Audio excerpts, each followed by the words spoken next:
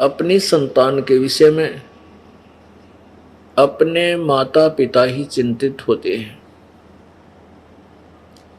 अन्य मित्र, कोई रिलेटिव, रिश्तेदार दुखी अवश्य होता है, लेकिन जितना माता पिता को कष्ट होता है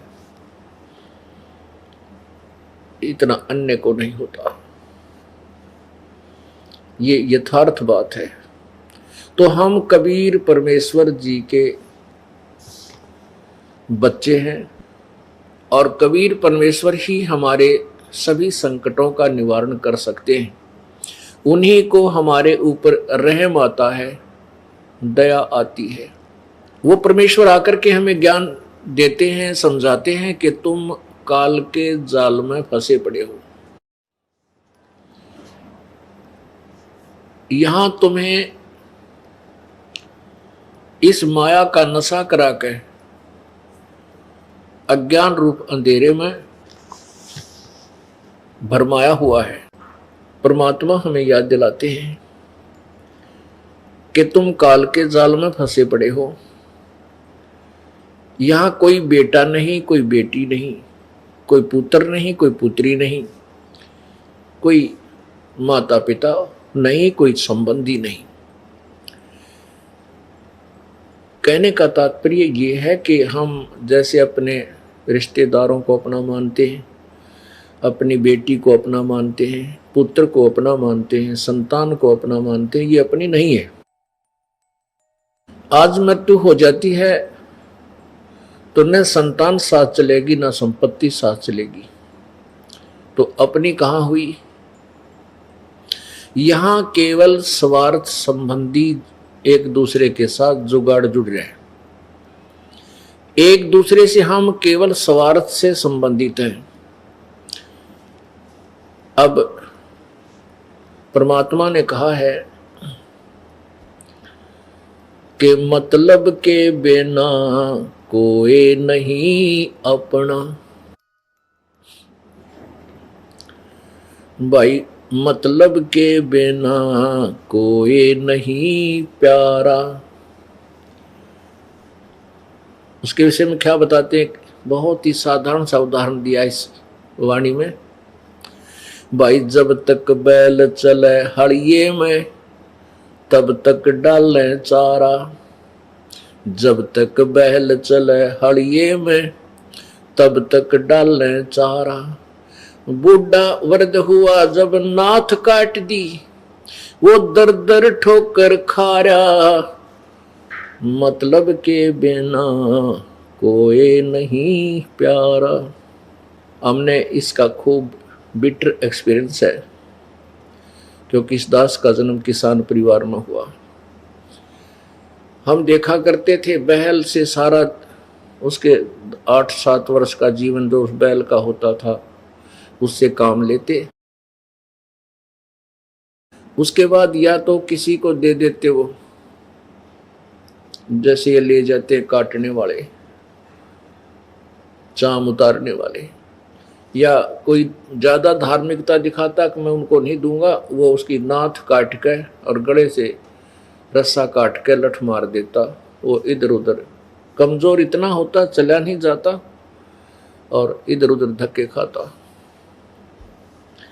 पुण्यात्मा परमात्मा कहते हैं, भाई बूढ़ा होवे पड़े खाट में सुने बचन खारे। कुत्ते तावण का भी सुख को न ये छाती फूकण हारे। मतलब के बिना कोई नहीं प्यारा। पुण्यात्मा, हमने इस काल के जाल को समझना है। अपने को दुख हो, अपने को ही दुख होता है।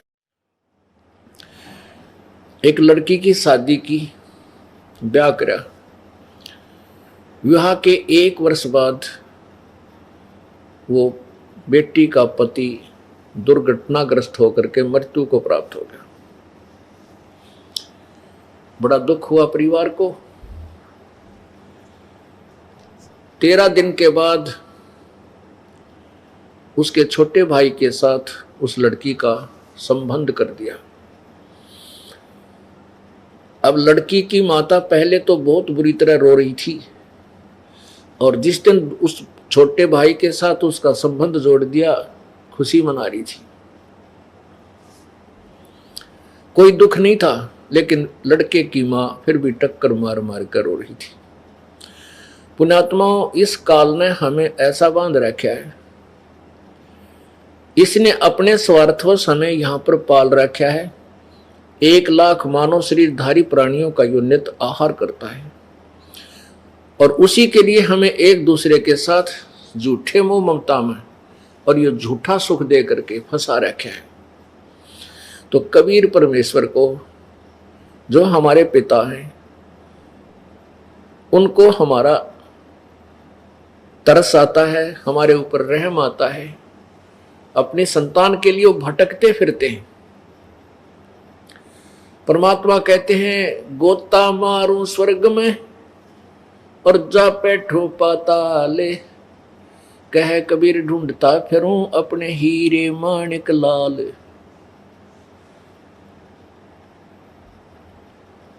जो बच्छा गौ की नजर में न्यू साईं को संत, भक्तों के पीछे फिरे वो भक्त वत्सल भगवंत। हमारे सभी संकटों का निवारण कबीर परमेश्वर ही कर सकता है, वो सुप्रीम पावर है। एक समय की बात है,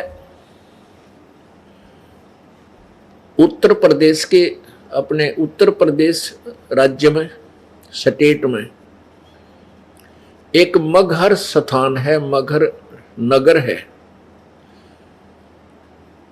मगहर नगर जो है, जो गोरखपुर शहर है, गोरखपुर, गीता प्रेस गोरखपुर के नाम से जो प्रसिद्ध है, उस गोरखपुर से 25 किलोमीटर की दूरी पर है। उस मगहर, वो उस समय मगहर रियासत थी। उस रियासत का नवाब बिजली खान पठान था। बिजली खान पठान था, और वहां पर मुसलमान और हिंदू उस नगर के अंदर लगभग बराबर की मात्रा में रहते थे। वहां पर एक दुर्भिक्ष गिरा, दुर्भिक्ष, अकाल पड़ गया। सभी ने अपने जंतर मंत्र कर लिए, हिंदुओं ने भी अपने यज्ञ आदि कर ली, धर्म भी कर लिया, लेकिन कोई बूंद नहीं गिरी, वर्षा नहीं हुई। त्राही त्राही मच गई, बहुत बुरा हाल हो गया। किसी व्यक्ति ने वहां के नागरिकों को बताया कि काशी के अंदर एक बहुत बड़े महान संत रहते हैं, बहुत ही सिद्धि युक्त है। यदि वो प्रसन्न हो जाएं और वो आकर के आपके ऊपर रहम करें तो वर्षा हो सकती है। उनका नाम कबीर है, कबीर नाम है उन महापुरुष का। यदि वो आ जाएं और उनसे आप जाकर प्रार्थना करो तो आपका संकट निवारण हो सकता है। इस बात का ज्ञान बिजली खां पठान नवाब को हुआ, क्योंकि उस समय तो सबकी घी बन जाती है। पुण्यात्मा, जब तक परमात्मा राजी है, समय पर वर्षा हो रही है और टाइम पर टूक मिल रही, हमारे को भोजन मिल रहा है, तब तक तो हम आंडी पाका हैं, दारू पीवे, घुट्टी लावा, कदे नो के नमक ठीक को ना सब्जी में ला के शराब की घूंट। अब जैसे शराबी शराब पीता है और शराब पी के आता है, अब उसकी पत्नी के पहले जाडा चढ़ ले, जब वो शाम न घर न आवे, पता लग जाता है कि वो आते कुकर्म करेगा, को बर्तन फोड़ेगा, कि मेरी देह ही तोड़ेगा। तो बेचारी अपनी तरफ से सारे काम सेट रखती है और बढ़िया भोजन बनाती है, और उसमें किसी दिन थोड़ा बहुत नमक कम ज़्यादा हो जा तो थाली फेंक कर मारे और मैं नहीं खाता रोटी, मुंह चढ़ा ले, वह बेचारी उसका पीछे पीछे फिरे। कहने का भाव यह है कि हमने बकवाद इतने बावे हैं जब तक हमें समय पर रोटी मिल रही है। और भगवान रूस गया और वर्षा होनी बंद होगी। जिस साइंस पर आज ये आध्यात्मिक ज्ञानहीन व्यक्ति गर्व करते हैं कि कहाँ है भगवान, आज साइंस ने ये खोज कर ली, आज साइंस ने ये खोज कर ली, साइंस ने क्या खोज कर ली, भगवान के दिए हुए पदार्थों पर इन्होंने अपनी तगड़मबाजी, वो भी परमात्मा की ही दया से बुद्धि इनको दी गई है। जो इस कलयुग में देना मालिक ने था वही बनवाया है। इस युग को कलयुग इसलिए कहा गया है कि इसमें मशीन, मोटर मशीन से ही कार्य हुआ करेंगे। ये पहले से ही ऋषियों के द्वारा नॉमिनेटेड था ये युग कि इसमें मशीन की जो है ना उत्थान होगा, मशीन का, मशीनरी का, और वो परमात्मा ही करवाता है। और हम इसको थोड़े से आकाश में जहाज के द्वारा उड़ जाने मात्र को ये मान लेते हैं कि भगवान नहीं है। ये हमारी महामूर्खता है। यदि 2 वर्ष या 3 वर्ष अब वर्षा ना हो, परमात्मा रुष्ट हो जावे, ये हवाई जहाज जिनके ऊपर बैठ कर ये अफलातून अंडी पाके और धरती तोलते हैं, कुछ नहीं समझ रहे, किसी को भगवान को नहीं मानते। ये हवाई जहाज और ये कंप्यूटर वहीं खड़े खड़े पड़े पड़े इनको जंग लगे, इनमें कोई बैठनिया नहीं पावे, क्योंकि रोटी मिले नहीं, हाहाकार मच जा, टक्कर मार मार के मरते। तो पुण्यात्मा भगवान से दूर होना हमारी सबसे बड़ी मूर्खता और अध्यात्म ज्ञानहीनता है। एक समय एक बहुत भयंकर अकाल गिर गया और जिसके कारण मानव समाज भूख के कारण मृत्यु को प्राप्त होने लगा। कहते हैं सन 1720 में एक बहुत ही भयंकर अकाल गिरा और उसमें क्या स्थिति हुई इसके विषय में संत गरीबदास जी महाराज ने उसका अच्छा चित्रण किया है, आपको पढ़ के सुनाते हैं। गरीब बिसे में बिसरे नहीं, लागी जोर कशीस, खंड बिहिंडा हो गए, देखो कौम छतीश। अब उस समय ये छुआछात बहुत ज्यादा थी, जात पात का बहुत भिन्नता थी। और जब वो अकाल पड़ा, किसी ने किसी के घर में रोटी पागी बाज के खा ली, चाहे ब्राह्मण ने चमार के घर पर पागी वहीं बाज के रोटी खोज के खा ली। जब भूल गए हम ब्राह्मण हैं, कम क्षत्रिय हैं, कम शूद्र हैं, या तो बकवाद इतने चला जब तक हमें सारी सुविधा भगवान प्रदान कर रहा है। गरीब बिस्से में बिसरे नहीं, लागी जोर कशीस, खंड बिहिंडा हो गए, देखो कौम छतीश। शहजादे मांगत फेरे वो दिल्ली के उमराव, जिन रोटी पाई नहीं जो खाते नान पुलाव। कहते दिल्ली के वो बादशाह और उनके पुत्र जो नान पुलाव खाया करते थे, उन रोटी नहीं मिली। शहजादे मांगत फेरे दिल्ली के उमराव, एक रोटी पाई नहीं जो खाते नान पुलाव। गंगा जमुना पार को चली दुनी सब डोल, रोटी साटे बिक गए बालक लड़के मोल। रोटियां के लिए अपने बेटे बालक भी बेच दिए लोगों ने।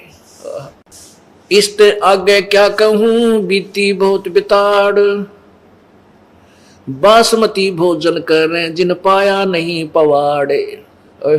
एक पवाड़ घास होता है जिसको गधे भी नहीं खाते, ओह, और वो मनुष्यों ने खाया उसमें। इससे आगे क्या कहूं, बीती बहुत बिताड़, बासमती भोजन करें जिन पाया नहीं पवाड़। जो बासमती चावल खाया करते थे उनने वो पवाड़ घास भी ना खाने को मिला, सूख गया सब कुछ। खर पवाड़ नहीं खाते हैं मनुष्यों खाया तोड़े। खर माने गधा, कहते गधा भी पवाड़ घास को नहीं खाता और मनुष्य ने तोड़ तोड़ के खा लिया। खर पवाड़ नहीं खाते हैं मनुष्यों खाया तोड़े। सांगर टीट और बाखड़ी लीने वृक्ष झरोड़े। ओह, बाखड़ी एक कांटेदार एक बेल सी होती है फैली हुई जमीन पर खेतों में, और उसके इतने मोटे मोटे छोटे छोटे कांटे होते हैं। कहते वो बाखड़ी भी कूट कूट के खाई। और वृक्षों के पत्ते ने तोड़ तोड़ के जरोड़ के, जरोड़ना में ना ऐसे खींच के पत्ते पत्ते निकाल लेना, उसको जरोड़ना बोलते हैं, जरोड़ लिए। खर पवाड़ नहीं खाते हैं मनुष्यों खाया तोड़े। सांगर टीट और बाखड़ी लीने वृक्ष जरोड़े। सांगर ये जाटी जांडिया का लग गया करें, जांडिया का फल वो सिंगर बोले सांगर। और टीट ये टींड लग गया करें कैरों के। और बाखड़ी लीने वृक्ष जरोड़े। ओहो, खर पवाड़ नहीं खाते हैं मनुष्यों खाया तोड़े। सांगर टीट और बाखड़ी ही लीने वृक्ष जरोड़े। कड़ा कोंदरा खा गए जड़ा झोझरू झाड़।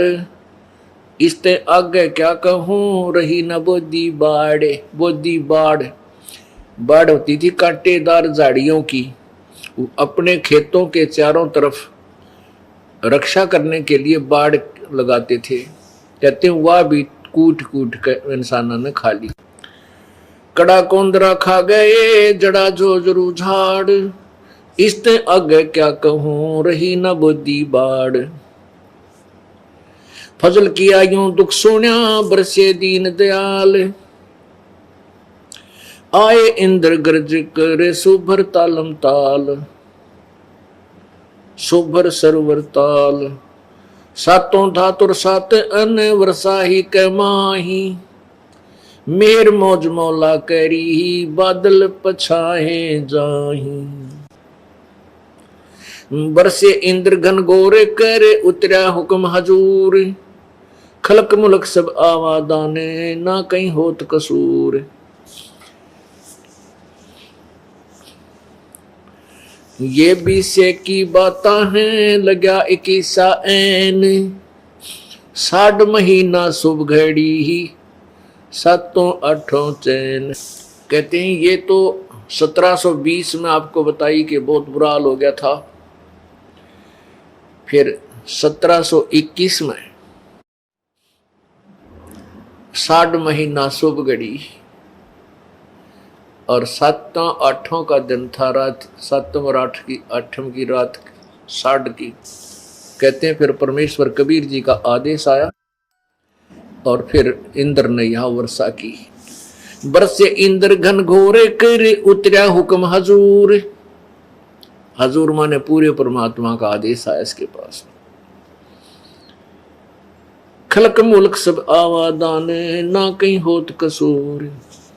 ये बीसे की बात है लगा 21 ऐन। 60 महीना शुभ घड़ी सातों आठों चैन। 3, 4 और 5 मन हुआ अन उजाल। भिग्या गला सुदस्मणा यूं खावे कंगाल। लांडी बूची लाड करे संतों के प्रताप। सांगर टीट न पावे ते इब खावे मूंग और बात। कहते हैं फिर सुख का सांस आ गया जब सांगर टीट भी ना मिल रहे थे। टीट खाए नहीं जा सकते, आप खा के देखियो, क्योंकि उनको तो नमक आदि डाल डूल के कुछ दिन पानी में भिगो कर उसका कड़वापन कम करके जब किते अचार रूप में थोड़ा सा खाया जाता है और उस समय भूखे मरते न सूख के खा लिए कति। हे भगवान जान बचाए किसी तरह। परमात्मा कहते हैं शहजादे मांगत फिरे वो दिल्ली के उमराव। और जिन एक रोटी पाई नहीं जो खाते नान पुलाव। जो नान पुलाव खाया करते थे अपने घरा बनवा के नो माल पूड़े, उन्हें एक रोटी भी ना मिली, धक्के खाते अड्डे। तो पुण्यात्माओं, परमात्मा परम शक्ति है, उससे दूर होकर हम कष्ट ही कष्ट भोगते हैं। अब उसमें क्या दिक्कत आई, उस अकाल के दौरान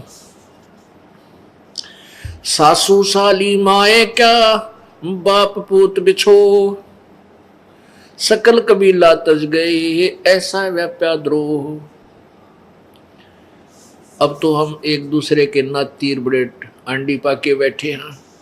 कहते उसमें सभी नाते रिश्ते भूल गए, माँ बाप भी कहीं, बाप कहीं भाग रहा रोटी के लिए, पिता बेटे किधर भाग गए, कोई टूक की तरह कुछ मिल जाए खान पीने को, माँ कहीं।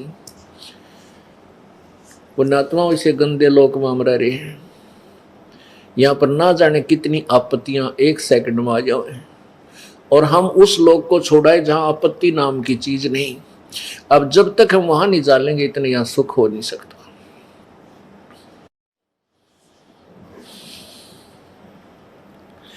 ऐसी बीती जगत में जाने नहीं जहान, कथर चूना लाए क इब चाबण लगे पान। अब उस समय तो ऐसी दुर्गति हुई थी, अब भूल गई है दुनिया। और कहते उस समय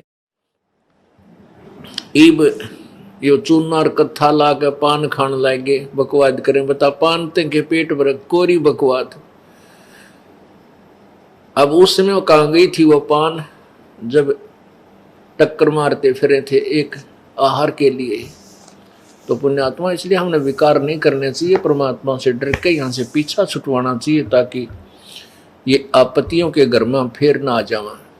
ऐसी बीती जगत में जाने नहीं जिहान, अब कथोर चूना ला के चाबण लगे पान। पांडव भारत में बचे यूं रखे जनदास, काल कुचालों में रहे नहीं खाए खड़गाश।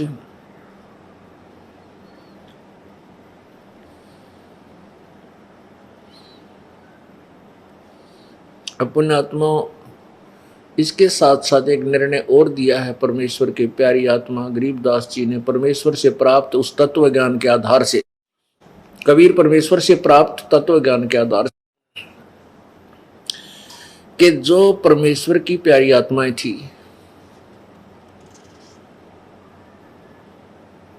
अर्थात पिछले पुण्य जन्म कभी किसी जन्म के परमात्मा कबीर जी के साथ थे,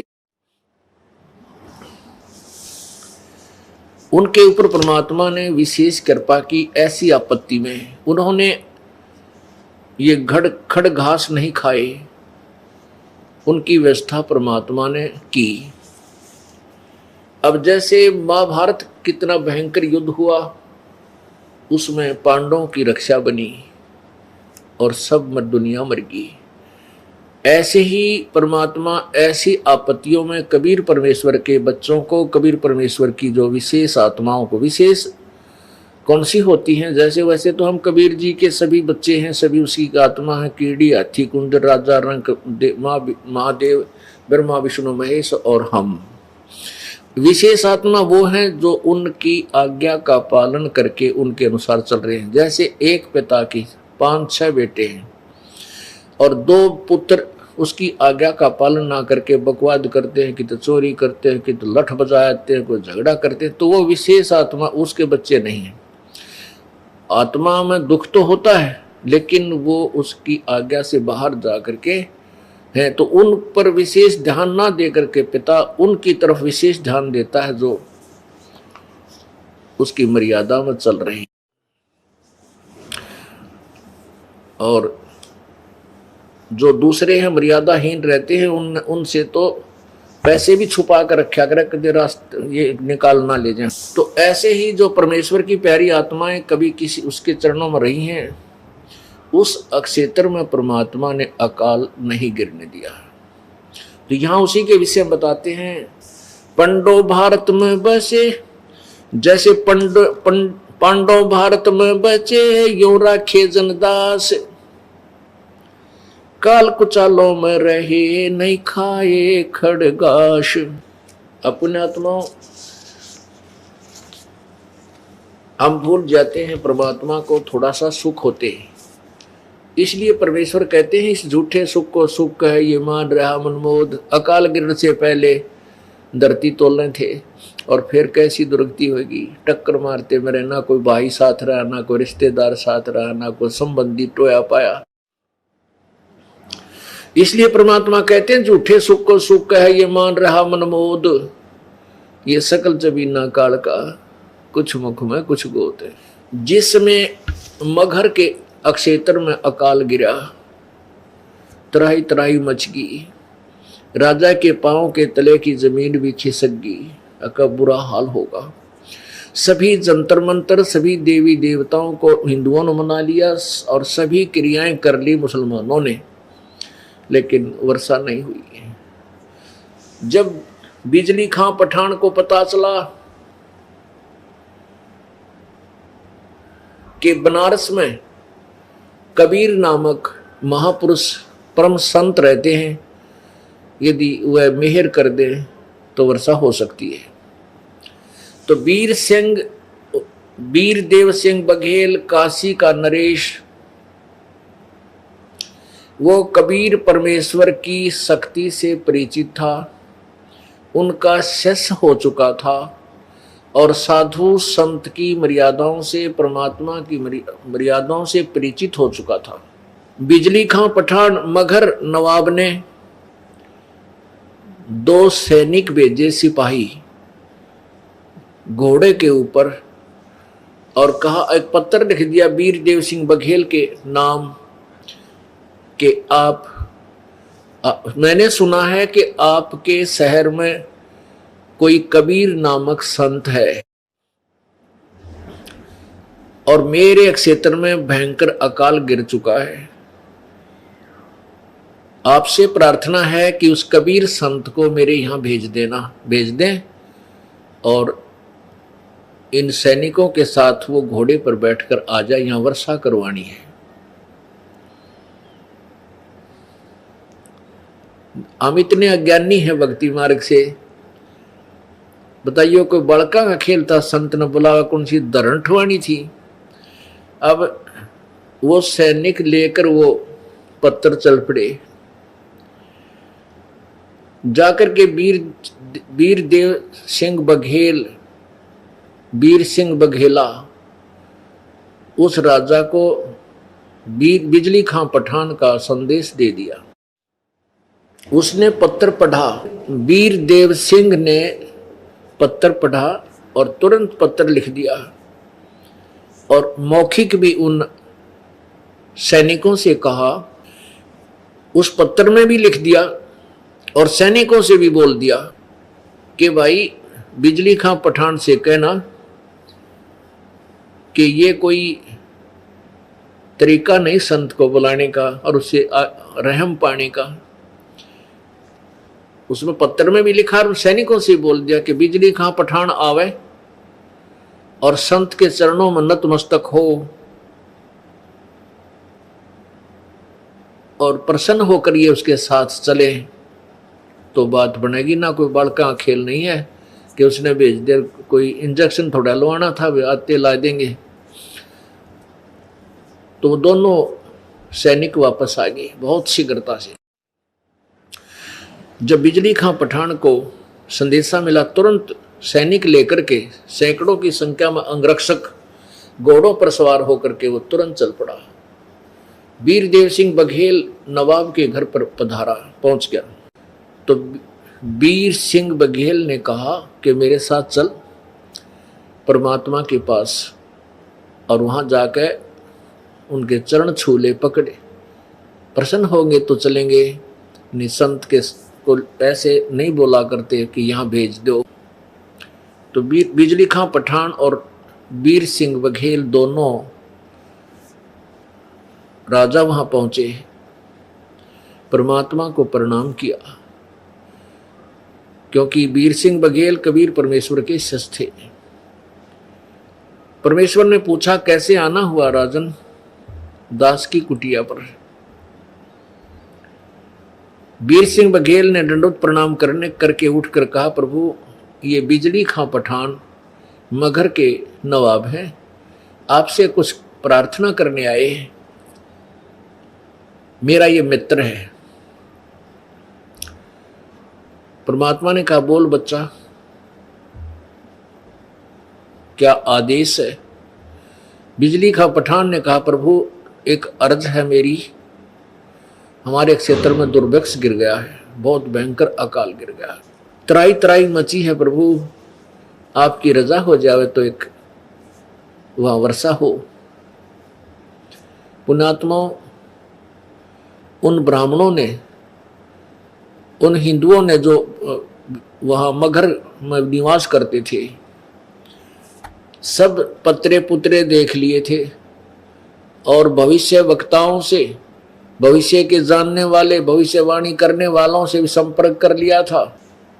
अब ये जो कुछ संत इस टाइप के होते हैं, उनकी समाधि ऊपर धर्मराज के दरबार में पहुंच जाती है, उनकी आत्मा, शरीर यहीं रह जाता है, वो समाधिस्थ होकर के, और वहां जाकर के वो उस अक्षेत्र का अकाउंट देख लेते हैं कि इस क्षेत्र में वर्षा इस समय में होगी या नहीं, ऐसा कोई प्रारब्ध है या नहीं। ये पूर्व निर्धारित है, जहाँ पर फलडाणी है या कहीं पर ऐसा यानी सूखा गिरना है, जो कुछ भी। तो उन्होंने बता दिया था कि यहाँ इस अक्षेत्र के लोगों का पुण्य नहीं है, जिसके कारण यहां वर्षा नहीं हो सकती कई वर्ष तक। अब परमात्मा कबीर जी ने स्वीकृति दे दी, चलो भाई मैं चलता हूं। परमात्मा को एक घोड़े पर बैठाया और वहां से चल पड़े।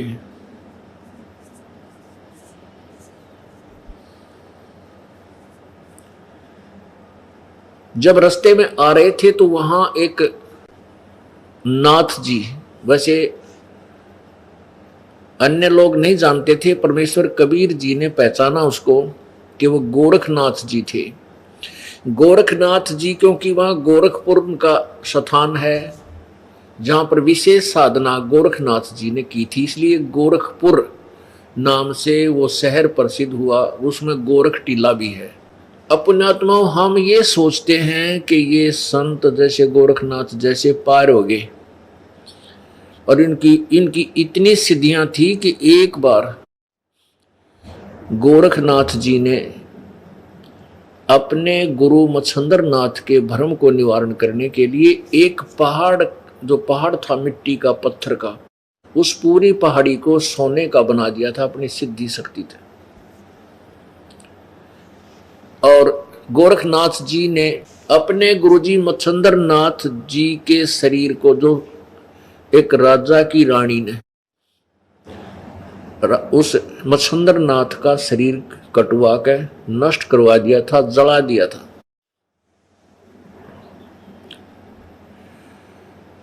और मच्छंदर नाथ जी उस रानी के, राजा के मृत शरीर में प्रवेश करके और वहां रह रहा था।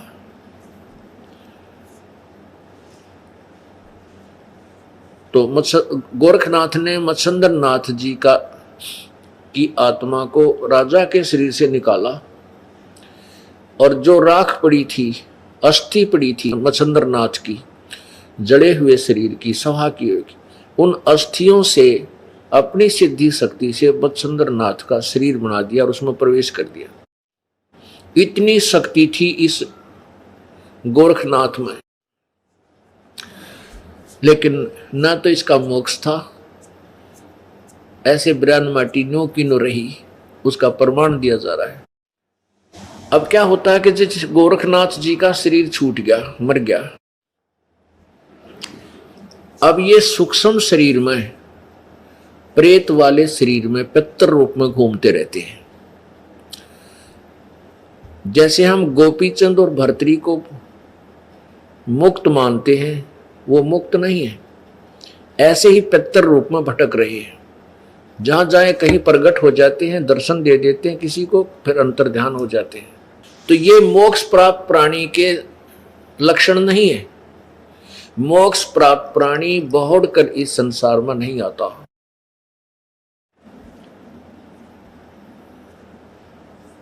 तो गोरखनाथ जी के वहां गोरखपुर 25 किलोमीटर था। अब वो उसने सोचा कि यहां दुर्भिक्ष गिर गया और ये किसी संत को बुलाने गए हैं, और वो संत आकर के यदि यहां कोई करिश्मा दिखा देगा तो मेरी महिमा खत्म हो जाएगी। इस दृष्टिकोण से गोरखनाथ जी वहां एक साधु वेश, अपना नाथ परंपरा वाला वेश की वेशभूषा बना करके प्रकट होकर के, यानी एक सिद्धि ऐसी होती है कुछ समय के लिए वो चोला धारण कर सकता है। तो वहां शरीर धारण करके एक छोटी सी तलैया, जैसे खेतों में लेट होती है, लेट बोले हमारे रोहतक जिले में, छोटी सी जोड़ी, छोटी सी तलैया खेतों में होती है।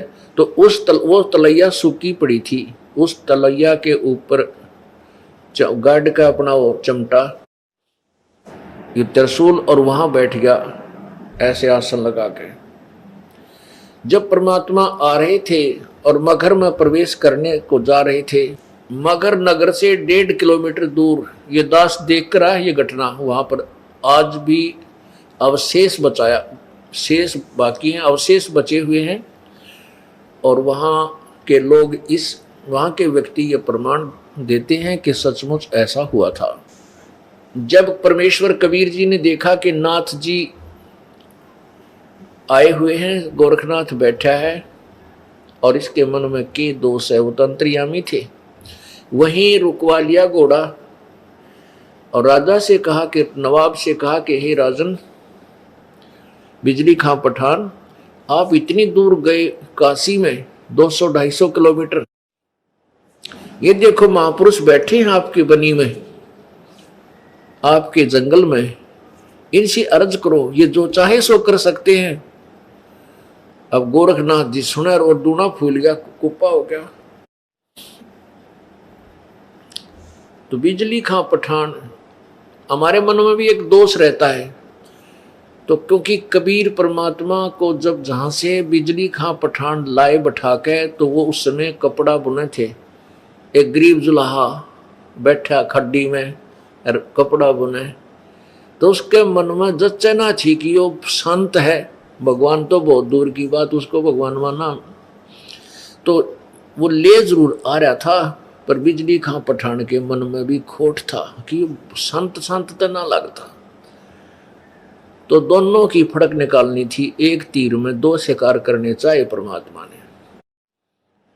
एक तो गोरखनाथ की फड़क निकालनी थी, एक बिजली खां पठान का दिमाग सेंटर में लाना था। तो बिजली खां पठान को जब ये सुना कबीर जी के मुखारविंद से, परमेश्वर के मुखारविंद से, कि देखिए महापुरुष जो चाहे सो कर दे, इतने सिद्ध पुरुष हैं, इन नाथ जी महात्मा से आप प्रार्थना करो वर्षा के लिए। गोरखनाथ जी घना राजी ना, वो बिजली खां पठान घना प्रसन्न हो गया, अक्सर सचमुच महात्मा तो ईशे होया करे। और जाकर बिजली खां पठान ने प्रार्थना की, हे नाथ जी, हे महात्मा जी, हम यहाँ की जनता पानी के लिए तरस रही है, कृपा वर्षा करवा दो। अब नाथ जी खड़ा हुआ, वो त्रिशूल निकाला और उस तलैया के बीच में जाकर, जो सूखी जोड़ी थी छोटी सी लेट, उसके बीच में जाकर त्रिशूल मारा, न्यू काट दिया। वहां से पानी की धार फूट आई और वो तलैया, पूरी छोटी सी तलैया थी, वह भर गई पानी की। और फिर नाथ जी आकर बैठ गया नुआ कर। अब कबीर परमात्मा बोले, देखो भाई कर दिया ना, पानी कर दिया महात्मा ने, तेरे की देख तुम कहाँ गए थे, ठीक हो गया काम, बिजली खां बन गई बात है। बिजली खां पठान बोला, प्रभु इस जल से तो एक दिन के पशु भी नहीं छिक सकते, हे नाथ जी वर्षा करवा दो।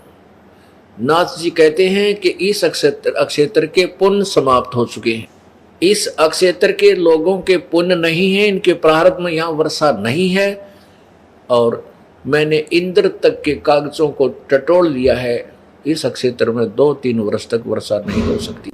और कहते हैं वजीर और फकीर दो नहीं आपस में सोया करते हैं। अब कबीर परमेश्वर ने कहा कि हे नाथ जी दया कर दो, आप तो जो चाहे सो कर सकते हो, वर्षा करा दो, आपके बच्चे यहाँ त्राही त्राही कर रहे हैं। तो गोरखनाथ जी नाराज हो गए, ने बोला तू करवा दे, ऐसा वर्षा करवाने वाला है, इनके भाग्य में नहीं है तो कहां से दे दे, कहां से वर्षा हो जा। अब बिजली खां पठान फंस गया, कहिया तो बात बिगड़ गई भाई। जब इंद्र के कागजात ही देख लिए इसने और महात्मा ने के वर्षा नहीं होगी तो मर गए भाई अंत।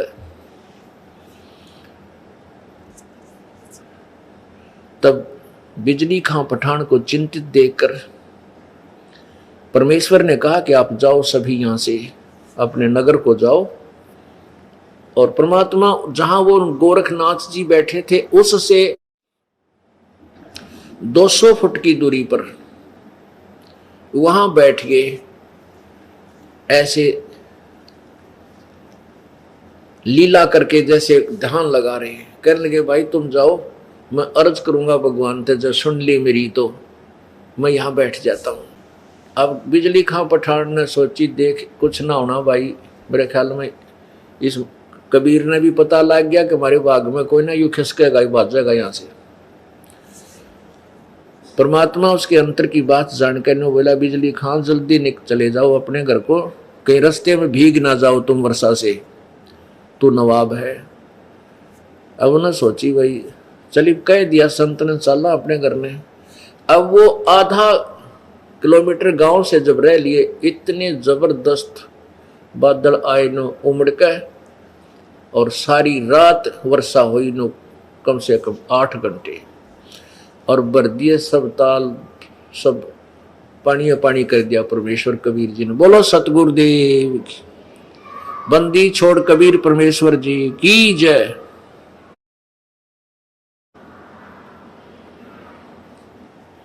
अब सारा गांव उमड़ के उस वर्षा में बरसते में उल्टे आगे वह कितके घर गाँव थे, और परमेश्वर के चरणों में बाल बच्चों समेत वहीं आके गिर गए। घर पर चलो परवरदिगार, हमारे गांव चलो परवरदिगार। परमात्मा बोले ये तुम्हारे भाग्य में नहीं था। ये इस दास की अर्ज सुनी है मेरे पूर्ण परमात्मा ने, यानी खुद ही डबल रोल कर रहे थे। परमात्मा बोले कि मैं तुम्हारे नगर में चलूंगा इस शर्त पर, इस कंडीशन पर कि तुम हिंदू और मुसलमान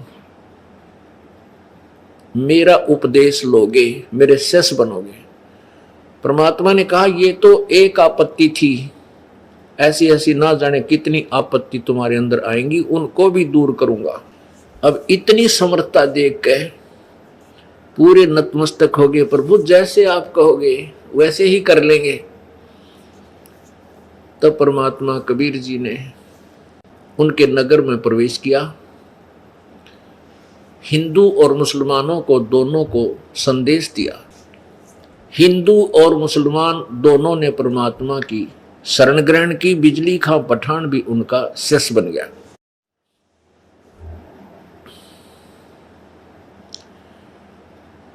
पुण्यात्माओं,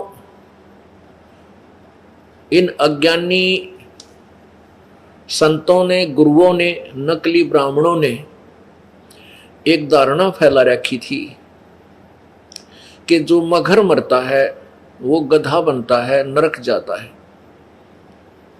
क्योंकि इस धरती को भगवान शंकर ने साप दे रखा है, और वहां एक नदी बह रही थी, आमी नदी, उसको भी शंकर भगवान ने श्राप दे रखा था, उसको सुखा दिया था, उसमें पानी कभी नहीं आएगा, ये श्राप था। ये श्राप जो होते हैं ये 3 ताप में आते हैं, और इन 3 तापों का निवारण भी कबीर परमेश्वर ही कर सकता है। ना ब्रह्मा कर सकता, ना विष्णु कर सकता, ना शिव जी कर सकता।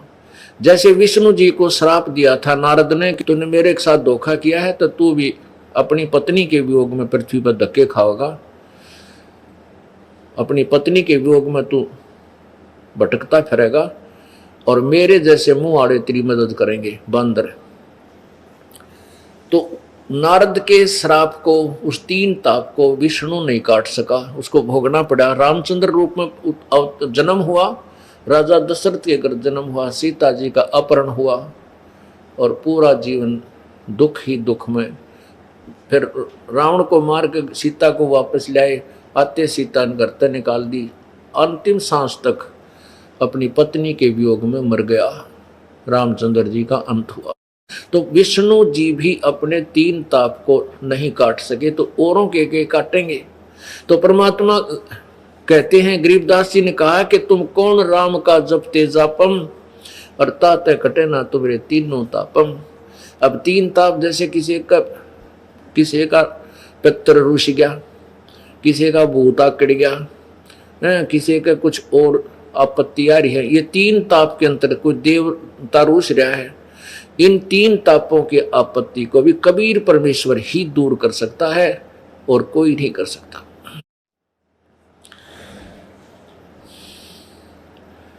उधर से काशी के नकली ब्राह्मणों ने क्या कर रखा था, एक अफवाह फैला दी कि जो काशी मरेगा वो सीधा स्वर्ग जाएगा। अब हिंदू बोले वाले श्रद्धालु हिंदुओं ने क्या सोचा कि भाई माता पिता की मृत्यु तो होनी है, क्यों ना इनको बनारस में कोई स्थान किराए पर लेकर अंतिम समय में वहां रखते। विशेषकर जो अधिक पैसे वाले थे उनमें ये प्रेरणा हुई। तो उन्होंने अपने गुरुओं से प्रार्थना की कि गुरुदेव, हम अपने पिता माता को, ये वृद्ध हो चुके हैं, इनको यहाँ किराए का मकान लेकर के यहाँ व्यवस्था कर देते हैं इनके खाने और पीने की, और ये अंत समय में यहाँ मर जाएंगे, इनका मोक्ष हो जाएगा काशी में मरते। अब उन नकली गुरुओं, वो तो स्वार्थी लोग थे, वो ब्राह्मण स्वार्थी थे, उन्होंने मीटिंग की कि भाई बहुत से लोग यहाँ अपने माता पिता को छोड़ने लगे मोक्ष के लिए, क्यों ना हम इनको अपने घर पर रख लें, अपने अपने यजमानों को। तो उन्होंने ऐसी स्कीम बनाई। उन वृद्धों के बच्चों से कहा कि बेटा बात सुनो, आपके माता पिता को हम अपने घर पर रख लेंगे, तुम्हारा किराया बच जाएगा, हम यहाँ रख लेंगे। तो ये पता था कि वो श्रद्धालु माता पिता का खर्चा तो देवेंगे। अगर 5 रुपए का खर्चा होना था तो 10 रुपए बता दिया, भाई 10 रुपए खर्च होंगे।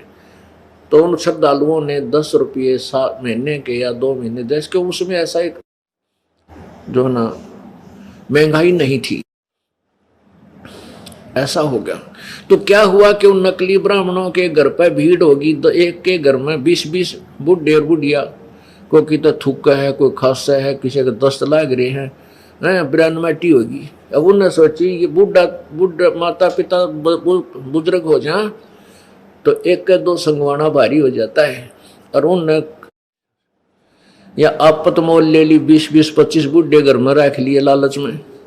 अब उन दुष्टों ने के स्कीम बनाया, उनकी मीटिंग हुई, भाई न्यू तो पारना पड़ा है, ये बुढ़े के इतने दिन रखे जा। फिर एक और अफवाह फैला दी, एक हत्था ला दिया, ये जैसे कसाई ला कर बकरे काटने का, ऐसा हत्था गंगा के किनारे ला दिया, और उसमें अफवाह फैला दी कि वे भगवान की तरफ से क्रोध आवे, जो लकड़ी काटने का लंबा सा होता है, दोनों तरफ पकड़ कर उसने नो काटनो खींचा कर नो उस तरह लकड़ काटते हैं, ऊपर से क्रोध आवे भगवान की तरफ से। जिन्होंने शीघ्र स्वर्ग जाना है तो वह 10 रुपए की टिकट या 5 रुपए की टिकट लगा दी कि शीघ्र स्वर्ग जाना है तो 10 रुपए टिकट। अब उन बुढ़िया ने सोची वह मरना तो से, देखो परमात्मा के लिए हमने अपना शरीर भी सौंप दिया, लेकिन यथार्थ विधि न होने से दुर्गति ही रही। अब उन बुढ़िया ने क्या किया, अपने बच्चों से कहा बेटा हमने मरना तो है, और यहाँ भी उद्देश्य आने का हमारा है कि स्वर्ग जावा, और शीघ्र स्वर्ग जाने के लिए गुरु जी बतावे हैं भगवान की तरफ से क्रोध आवे है, और उस क्रोध कहते हैं गर्दन काट देता है, तुरंत पता भी ना लगता, 1 सेकंड में दर्द भी ना होता, और स्वर्ग चले जाते हैं। इनकी 10 रुपये फीस है, बेटा 10 रुपये महीना हम आप यहाँ दे रहे हो, और 10 उन्हें 50 रख दिए होंगे, मतलब एक कोई ऐसा स्कीम बनाई थी। तो उन माता पिता के कहने से, वैसे तो बच्चे नहीं अलाउड करते अपने माँ बाप को मरवाना, लेकिन माता पिता की प्रार्थना पर स्वर्ग जाने की इच्छा से तो उन्होंने वो फीस देनी शुरू कर दी अपने माँ बाप कटवाने के लिए, उन गुरु नकली झूठे इन कपटी गुरुओं की बात में विश्वास करके। तो वो क्रोध ला दिया, वहां वो भी कटवाना स्वीकार कर लिया हमने। ऐसा जुल्म किया इन लोगों ने। तो परमात्मा कहा करते थे कि भाई सत भक्ति शास्त्र अनुकूल साधक पूरे संत से भक्ति भजन मंत्र लेकर के, चाहे वो मगर मरे और चाहे काशी मरे, वो अपने जिस इष्ट की पूजा करता है उसके लोक को जाएगा। ये झूठ बोले हैं नकली ब्राह्मण, ये झूठे कपटी स्वार्थी, इन्होंने जो कसाईवाड़ा कर रखा भाई, इनकी बातों को मत मानो। लेकिन हम इतने बोले थे शुरू से ही, हम इन झूठे गुरुओं की बात को सच्ची मानते थे और परमात्मा की बात को नकार दिया। उस भ्रम को निवारण करने के लिए परमात्मा ने कहा कि मैं मगर में शरीर छोड़ूंगा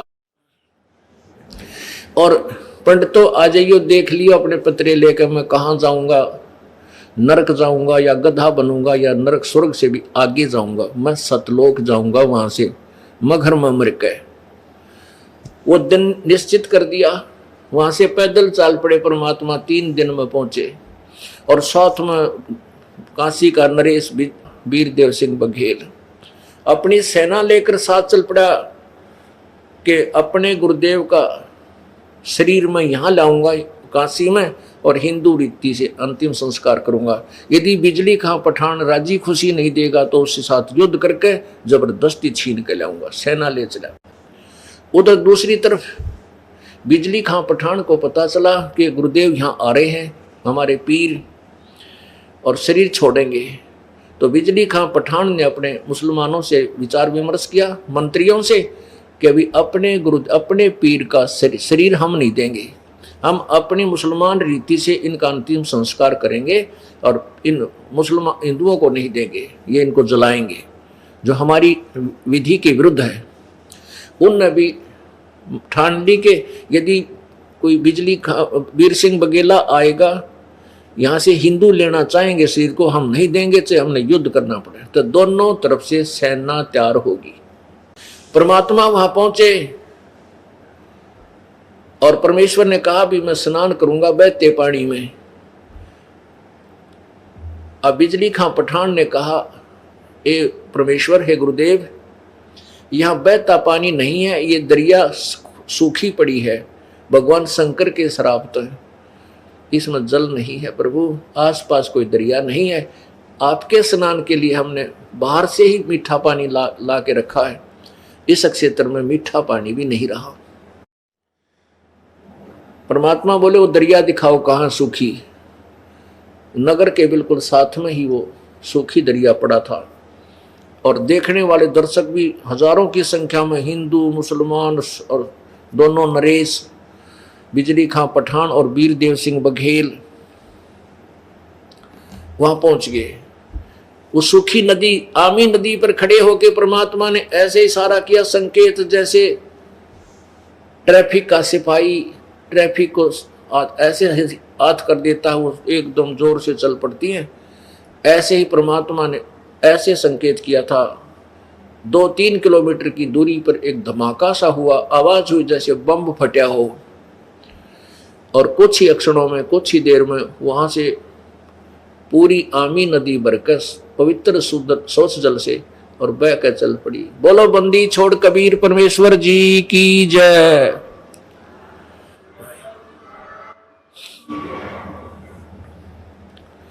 सबने स्नान किया और परमात्मा के मुंह की तरफ देखे तो सचमुच भगवान आ गए।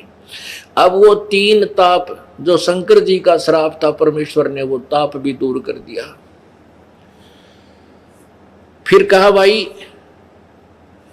मैं एक चादर नीचे बिछाओ, एक ऊपर ओढ़ूंगा, और तुमसे मेरा आदेश है कि तुम झगड़ा मत करियो। अब उस समय क्या देखा परमात्मा ने कि इधर बिजली खां पठान खड़ा है, इस साइड में वो वीरदेव सिंह बघेल, वीर सिंह बघेला काशी का नरेश खड़ा है और उन सैनिक खड़े हैं थोड़ी दूरी दूरी पर दोनों के, और बीच में जनता खड़ी है, हिंदू और मुसलमान खड़े हैं, और वो पंडित खड़े हैं पतरेली, हम देखेंगे मरेगा कि इस घड़ी में मरने वाला कहाँ जाता है। परमात्मा बोले भाई सैनिक किस लिए ले आए हो? इधर बिजली खां पठान खड़ा और इधर बिजली खां पठान खड़ा और इस साइड में वीर सिंह खड़ा। कहने लगे भैया सेना किस लिए लाए हो तुम? अब वो दोनों तो नीचे गर्दन करके गुरुजी का आगे के बोला के उत्तर देंगे हम। वो दूसरे हिंदू और मुसलमान जो किस्से के बिना होते हुए खड़े होकर जो मुंह ठड से बेवकूफ से हुआ करें, जिसको नौका करें आग लानी है, वह कहने लगे, हिंदू कहने लगे कि गुरुदेव हम आपके शरीर को हिंदू रीति से अंतिम संस्कार करेंगे, आपके शरीर का मुसलमानों को नहीं देंगे, ये नीचे दबाते हैं। तो मुसलमान कहने लगे हे गुरुदेव आपके शरीर को हम मुसलमान तरीके से अंतिम संस्कार करेंगे, हम इन काफिरों को नहीं देंगे। अब नो खेचातानी होते होते वो काट ली, गोली कर लिए, तीर त्यार तलवार काट ली सारे ने। परमात्मा बोले रहने कम में हो, 120 वर्ष हो गए मुझे तुम्हारे को ये ज्ञान देते कि हिंदू और मुसलमान दो नहीं है, तुम एक मेरे बच्चे हो, और तुम आज भी तुम्हारी बुद्धि वहीं खड़ी है, तो सुन लो, अगर तुमने झगड़ा किया मेरे से बुरा नहीं होगा। अब वो जानते थे सभी हिंदू और मुसलमान के हमारे गुरुदेव में शक्ति की कमी नहीं है, और इन्होंने कुछ कह दिया तो बात बिगड़ जाएगी। जब तो हो गए शांत, सारे गोली बंदूक उल्टी डाल ली, तलवार गाल ली, और न्यों खड़े हो गए। और मन में न्यू था, मन में ये था सबका कि एक बार गुरुजी मर जा फिर देखांगे न, फिर कति चाहे कुछ भी करना पड़ा हमने। परमात्मा तंत्रियामी थे, पुण्यात्माओं यदि उस समय झगड़ा शुरू हो जाता ना, गृह युद्ध छिड़ जाता और पूरे हिंदुस्तान में कत्लेआम हो जाता हिंदू और मुसलमानों का। महाभारत से भी कई गुना अधिक नरसंहार हो जाता। उस महाभारत के युद्ध को श्री कृष्ण नहीं रोक सका क्योंकि काल ने करवाना था, और यहां भी काल की प्रेरणा थी, लेकिन काल परमेश्वर के सामने ये काल ऐसे डरता है जैसे दादू जी ने कहा था, केर ही नाम कबीर का और विखम काल गजराज, दादू भजन प्रताप तो यू भाग गए सुनत आवाज। तो परमात्मा कबीर जी ने वो एक इतना भयंकर घोर युद्ध भी टाल दिया अपनी समर्थ शक्ति से। तो परमात्मा ने कहा कि एक चादर नीचे बिछाओ, एक मैं ऊपर ओढ़ूंगा, तुम ऐसे करना, मेरे शरीर के 2 हिस्से कर लेना, और एक चादर हिंदू ले लेना, एक मुसलमान ले लेना, पर झगड़ा मत करना। मालिक को तो पता था कि उसमें शरीर तो मिलना ही कोई नहीं। तो परमात्मा ने एक चादर नीचे बिछाई, तो श्रद्धालुओं ने कि गुरुदेव इसके ऊपर लेटेंगे, शरीर छोड़ेंगे, उसके ऊपर 2-2 इंच सुगंधित फूल बिछा दिए आसन टाइप में, और फिर परमात्मा लेट के एक चादर ओढ़ ली। कुछ देर के बाद ऊपर देखा कि देख लो भाई पंडितों, मैं जा रहा हूं सत्यलोक, स्वर्ग से भी ऊपर। तुमको थे मगर मरने वाला नरक जाता है और गधा बनता है, क्यों दुनिया को भ्रमित करते हो नरभागो। जब ऊपर को देखा तो परमात्मा तेजो में शरीर कबीर परमेश्वर नु खड़े खड़े आकाश को जा रहे हैं। पुण्यात्माओं कहां तो एक दूसरे को मारने को तैयार हो रहे थे हिंदू और मुसलमान, और उसी समय क्या देखा कि भगवान थे ये। तो चद्दर उठा के देखी, उसमें सुगंधित फूल मिले जितने 100 के आकार था, शरीर नहीं मिला परमात्मा का। हिंदू और मुसलमान एक दूसरे के सीने से लग के ऐसे रो रहे हैं जिन बालका की मां मर जाया करे, कहां तो नाश हो जाना था, कहां पर कितना प्रेम बढ़ा दिया उस कबीर परमेश्वर ने। पुण्यात्माओं, हमने अभी तक श्री राम और कृष्ण की लीला सुनी है, जिनको हमने हृदय में समा रखा था। अब परमेश्वर की लीला जब सुनेंगे कबीर परमेश्वर की, तो क्या स्थिति होगी कि तारा मंडल बैठ कर यो चांद बढ़ाई खा, उदय हुआ जब सूर्य का स्यों तारों छिप जाए।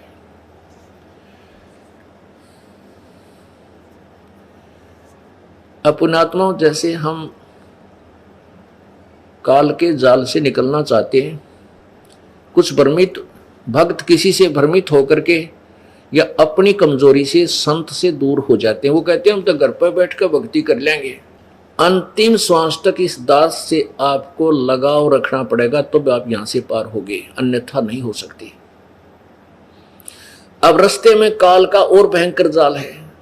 जब परमात्मा यहां से ऊपर चला तो इस काल की ने दुर्गा के संयोग से 72 करोड़ लड़कियां उत्पन्न की हुई हैं, अप्सराएं,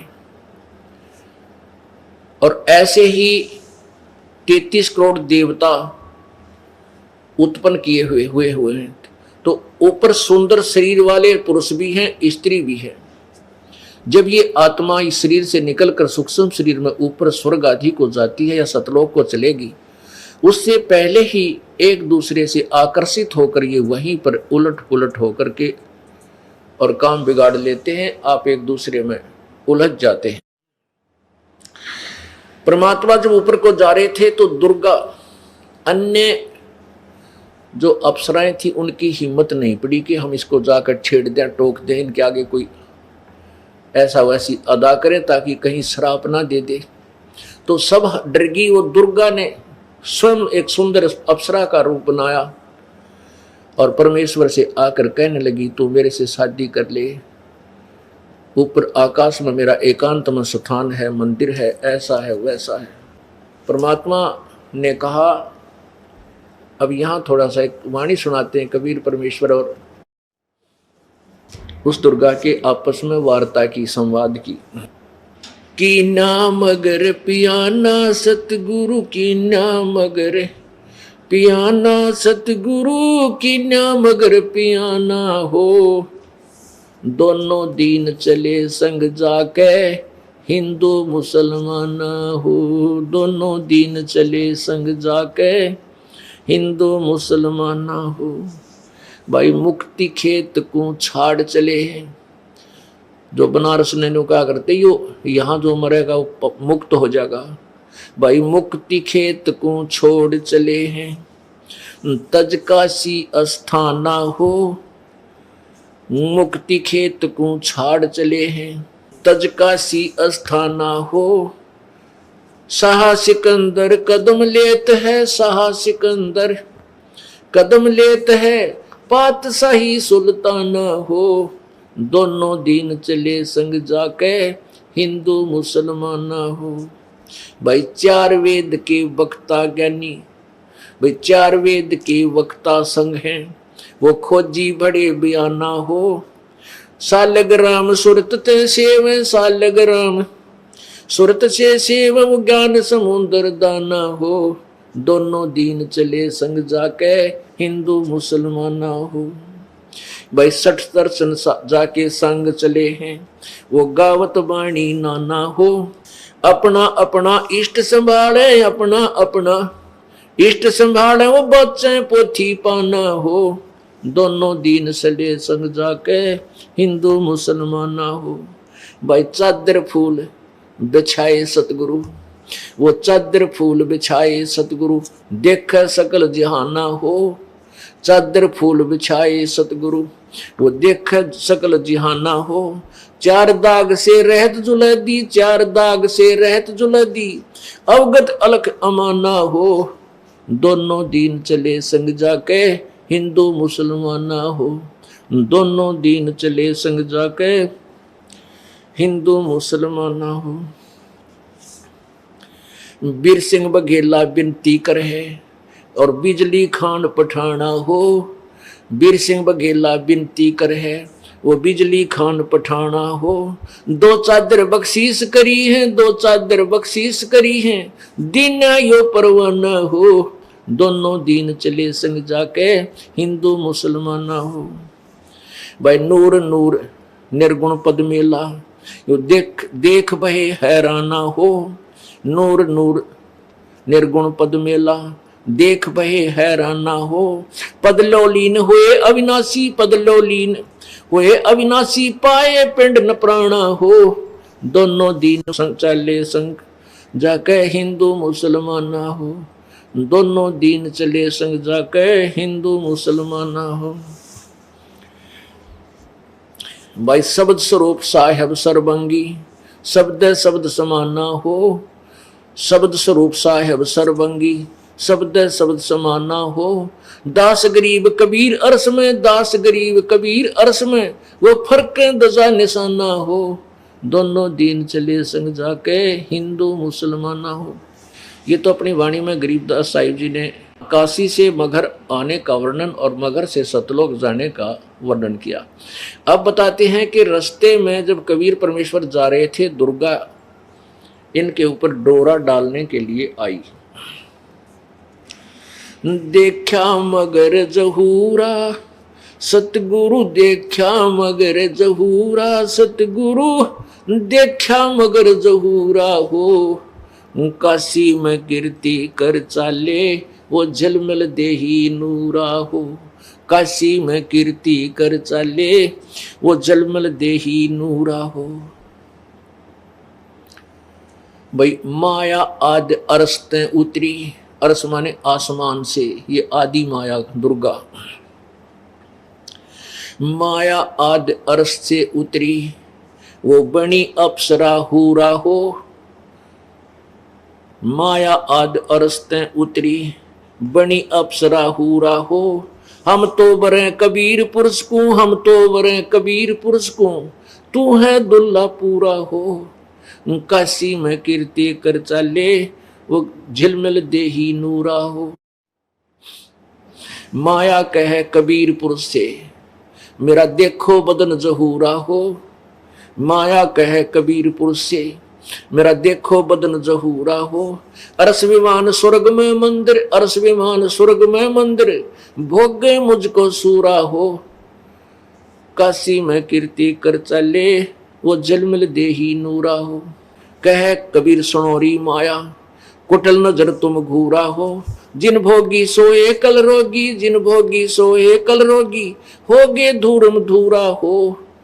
काशी में कीर्ति कर चले, वो झिलमिल देही दूरा हो। माया कहे कबीर पुरुष से, माया कहे कबीर पुरुष से, मैं हूं जग से दूरा हो। मैं तुम्हारी पटरानी दासी, मैं तुम्हारी पटरानी दासी, रखूं पलक हजूरा हो। काशी में कीर्ति कर चले, वो झिलमिल देही नूरा हो। कहे कबीर सुनोरी माया, तुम हो लड्डू बूरा हो। बूरा, बूर के लड्डू कहते जो लकड़ी के बुरादे का लड्डू बना दे, ना खावाती साला के जो खा लूं, और खा ले तो मुंह में फंस जा, बुरा हाल हो, एक आने का भी को नहीं। कहते हैं यहाँ का जो आनंद है वो तो बूर के लड्डू हैं, खाओ वो भी पछतावर, ना खाओ वो भी पछतावर। कहे कबीर सुनोरी माया, तुम हो लड्डू बूरा हो। कहे कबीर सुनोरी माया, तुम हो लड्डू बूरा हो। जो तुझे खावे सो बह जावे, जो तुझे खावे सो बह जावे, तास अकल के कूरा हो। काशी में कीर्ति कर चले, वो झिलमिल देही नूरा हो। भाई श्वेत मुकुट जहाँ श्वेत छत्र है, सतलोक में श्वेत मुकुट जहाँ श्वेत छत्र है, जहाँ बाजे अनहद तूरा हो। कहे कबीर सुनो हो माया, हमसे रहियो दूरा हो। काशी में कीर्ति कर चले, झिलमिल देही नूरा हो। अब दुर्गा की और परमात्मा की कैसे वार्ता होती है, पुण्यात्माओं, जब तक हम परमेश्वर के चरणों में ढंग से नहीं लगेंगे और ना ही यथार्थ ज्ञान सुनेंगे, तो हमने अभी तक जो ज्ञान और कथाएं सुनी हैं वो बेसलेस थी। अब जो आपको ज्ञान दिया जा रहा है ये तत्व ज्ञान है। क्या बताते हैं? माया सतगुरु से अटकी ही, माया सतगुरु से अटकी। या दुर्गा कबीर परमेश्वर सतगुरु के साथ आकर अटकी, यानी उसके साथ उसने उठ पटांग करना चाहा। परमात्मा क्या बोले? जोगनी हमरे क्यों भटकी ही, जोगनी हमरे क्यों भटकी। हम तो बगली गर जोगी, हम तो बगली गर जोगी। हम नहीं माया के भोगी, हम ना माया के भोगी। तो मैं झगड़ा है भारी, तो मैं झगड़ा है भारी। मारे बड़े छत्रधारी, मारे बड़े छत्रधारी। जैसे विश्वामित्र जी राज छोड़ के और भगवान पाने के लिए जंगल में बैठ गया आकड़ के, वहाँ से एक मेनका नाम की अप्सरा आई, उसके साथ संपर्क किया, एक लड़की को जन्म देकर भागी और चौधरी साहब मारे फिर धरती में सर।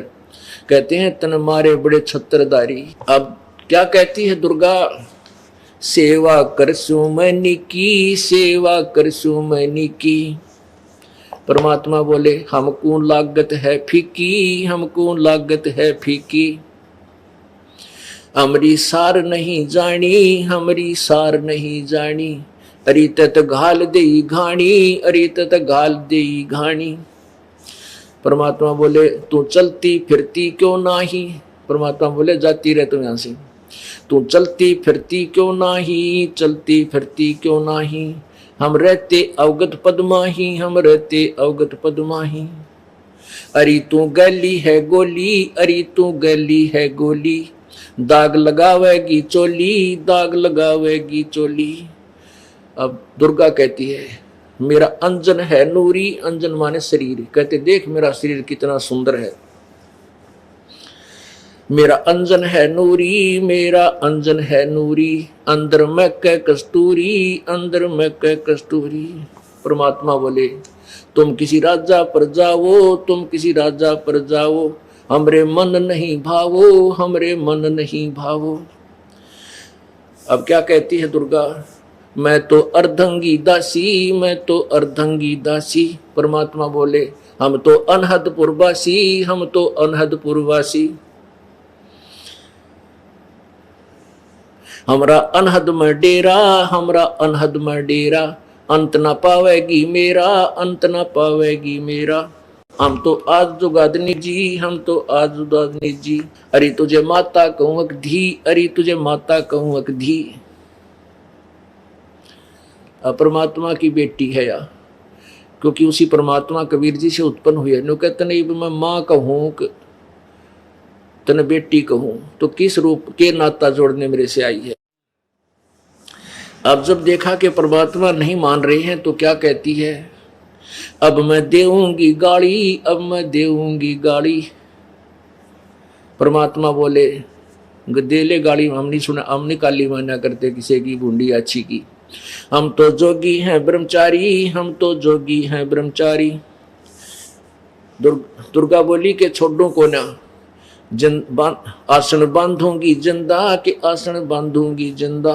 गल में डारूंगी फंदा के गल में डारूंगी फंदा। परमात्मा बोले आसन मुक्तारी माई, आसन मुक्तारी माई। तू तीन लोक में ना अंगाई, तीन लोक में ना अगाई। हमरे द्वारे क्यों रोवो, हमरे द्वारे क्यों रोवो। किसी राजा राणे को जो हो, किसी राजा राणे को जो हो। परमात्मा बोले मेरा आगे क्यों रो है, किसी राजा ने खसम कर जाके। हमरे आगे क्यों रोवो, हमरे आगे क्यों रोवो। किसी राजा राणे को जो, किसी राजा राणे को जो। हमरे भांग नहीं भूनी, हमरे भांग नहीं भूनी। हम उन डफरों में से नहीं है कि भांग भूंग पी गए तेरी बाता माँ कर दिया कुबद। हमरे भांग नहीं भूनी, हमरे भांग नहीं भूनी। माया शीस कूट रोणी, माया शीस कूट रोणी रोणी। तू तो जोगनी है खंडी, तू तो जोगनी है खंडी। परमात्मा ने लताड़ दी, धमका दी। मोरा फेर चली लंडी, मोरा फेर चली लंडी। के मुंह मोड़ कर चल पड़ी फिर। हिला हेला दीना रे भाई, हेला दीना रे भाई।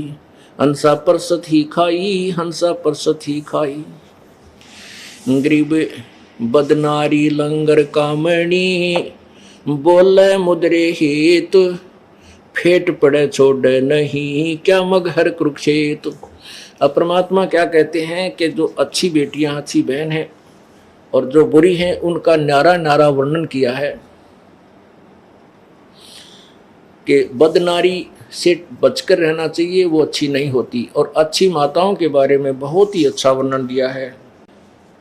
सतगुर हेला देते हैं, सुनियो संत सुजान। बदनारी पास न बैठी ओ बदनारी आई खान, नैनो काजर बाहा कर खा लिए हैं हंस, हाथों में धीला के इन डोब दिए कुलबंस, उल्टी मांग भराए कर मंजन कर है गात, मिठी बोले मगन होवे लावे बोविद गात, माया काली नागनी अपने जाए खात, कुंडली में छोड़े नहीं सो बातों की बात, बदनारी लांगर कामणी जामे अनगिन खोटे, फांसी डारे बाहें करे करे लाख में चोट, बदनारी लंगर कामणी बोले मधुरे बोले, फेंट पड़े छोड़े नहीं काटे घूंघट झोल। ये तो उन बुरी निकम्मी बेटियों के बारे में परमात्मा ने बताया है। अब अच्छी माताओं का कितने कलम तोड़ वर्णन करते हैं। गरीब बोलूंगा निरपक्ष हो जो चावे सो की ही न, के अपनी के ओर की सभी बदनार मलीन।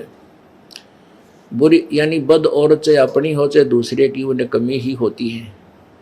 अच्छी माताओं के बारे में क्या कहता है? गरीब नारी नारी भेद है, एक मैली एक पाख, पाख माने पवित्र शुद्ध, जा उदर ध्रुव उपजे जाको भरिए साख, कि जिसके पेट से ध्रुव जैसे महापुरुष हुए उनकी साखी भरी है कि ऐसी पुण्यात्मा होनी चाहिए माता। गरीब कामनी कामनी भेद है, एक मैली एक पाख, जा उदर प्रहलाद थे जाकू जोड़ू हाथ, कि जैसे जिसके पेट से प्रहलाद जैसे पुण्यात्मा उत्पन्न हुए, इसी माँ को प्रणाम करूं, हाथ जोड़ूं, ऐसी भागवान माता को। गरीब कामनी कामनी भेद है, एक उज्जवल एक गंध, जा माता प्रणाम है जा उपजे भर्तरी गोपी चंद। जहाँ पर गोपी चंद भर्तरी जैसी पुण्यात्मा उत्पन्न हुई, उन माताओं को प्रणाम है। बहुत ही अच्छी माताएं थी।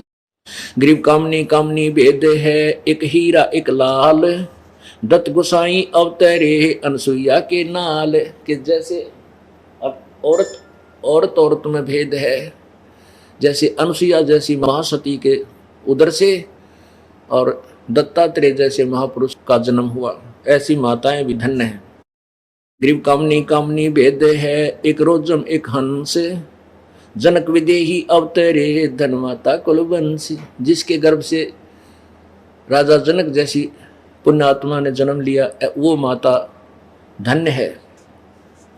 नारी नारी क्या करे है, नारी गुण बहुभेव, जा माता कुर्बान है जा उपजे सुखदेव। नारी नारी क्या कह रहे है, नारी कंचन कूप, नारी से ती उपजे वह नामदेव से भूप। जैसे नामदेव, जिसके उधर से नामदेव जैसी महापुरुष ने जन्म लिया, वो माता धन्य है। नारी नारी में भेद है, एक निकम्मी और एक ऐसे जिन्होंने अच्छी आत्मा है, जिनके उधर से पुण्य आत्माओं ने जन्म लिया। गरीब नारी नारी क्या करे है, नारी भक्त विलास, नारी से ती उपजे धना भगत रविदास। के वो उन माताओं में बहुत अंतर है जिनके उदर से धन्ना भगत और रविदास जैसी महान आत्माओं ने जन्म लिया। गरीब नारी नारी क्या कह रहे हैं, नारी कंचन सिंह, नारी से ती उपजे बाजीद और फरीद। नारी नारी में भेद है, जिसके पेट से बाजीद जैसे महात्मा और फरीद शेख फरीद जैसे महापुरुषों ने जन्म लिया, वो माताएं धन्य हैं। गरीब नारी नारी क्या कह रहे, नारी में बहुभांत, नारी से ती उपजे शीतलपुरी सुनाथ। गरीब नारी नारी क्या कह रहे, नारी को निरता है, नारी से ती उपजे रामानंद पंथ चलाए। नारी नारी क्या कह रहे हैं, नारी नर की खान, नारी से ती उपजे ये नानक पद निर्वाण। कहते हैं जिस माता के गर्भ से संत नानक जी जैसी महान आत्माओं ने जन्म लिया, ऐसी माताएं धन्य हैं। नारी नारी क्या कह रहे हैं, नारी नर की खान, नारी से ती उपजे ये नानक पद निर्वाण। नारी नारी क्या करे है नारी सरगुण बेल, नारी से ती उपजे दादू भगत हमेल। जिस माता के गर्भ से दादू जैसे महात्मा ने जन्म लिया, संत दादू जी जैसी महात्मा ने जन्म लिया, उन माताओं में और उन बद नारियों में कितना अंतर है। ग्रीव नारी नारी क्या कह रहे हैं नारी का प्रकाश, नारी से ती उपजे ये नारद मुनि से दास। ग्रीव नारी नारी क्या कह रहे हैं नारी निर्गुण नेश, ग्रीव नारी नारी क्या कह रहे हैं नारी मुला माए, ब्रह्मोग्नि जोगनी आदि है चरण कमल लोलाए। ग्रीव शब्द स्वरूपी उतरे, सतगुर सत कबीर, दास गरीब दयाल हैं डगे बंधा में धीर। अब कहते हैं इसी प्रकार पर गरीबदास साहब ने निकम्मे पुरुषों के बारे में बहुत अच्छा वर्णन दिया है। जो निकम्मे पुरुष हैं उनके भी और अच्छे व्यक्तियों के बारे में संग में काफी निर्णय दिया।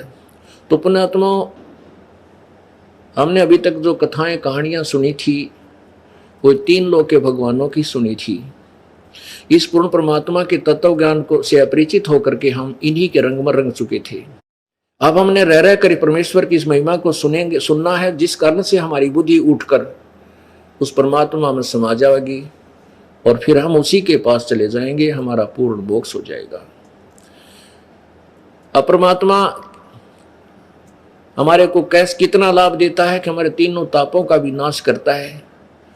यदि हमारे ऊपर किसी ने जंतर मंत्र कर रखा हो, किसी ने गाल गाल रखी हो, या किसी के और शराब दे रखा हो किसी देवता ने पूर्व जन्म का, उसको भी परमात्मा कबीर जी की ये मंत्र शक्ति जो ये दास आपको देगा, कबीर जी की शक्ति से वो आपके तीनों ताप नष्ट हो जाएंगे और पूर्ण मोक्ष प्राप्त होगा। और जैसे आपको पता चला कि वो दुर्भिक्ष अकाल गिरा था मगर में, उसको कोई भी टाल नहीं सका, ये कह दिया था कि इनके भाग्य में नहीं है, तो परमात्मा भाग्य से ज्यादा अधिक भी अपने कोटे से आपको दे देता है, आपकी रक्षा भी करता है। आपके प्रारब्ध में अब भी कोई आपत्ति आनी है तो भी रक्षा करेगा। किसकी करेगा? जो उसके ऊपर आश्रित होगा, आजीवन मर्यादा में रहेगा।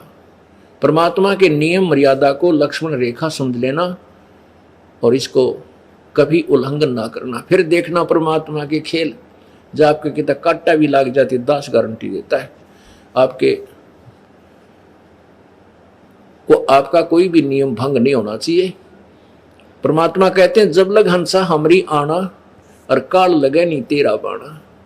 काल का कोई अटैक आप पर नहीं हो सकता जब तक आप परमात्मा की आन कान यानी मर्यादा में रहोगे। बोलो सतगुरुदेव।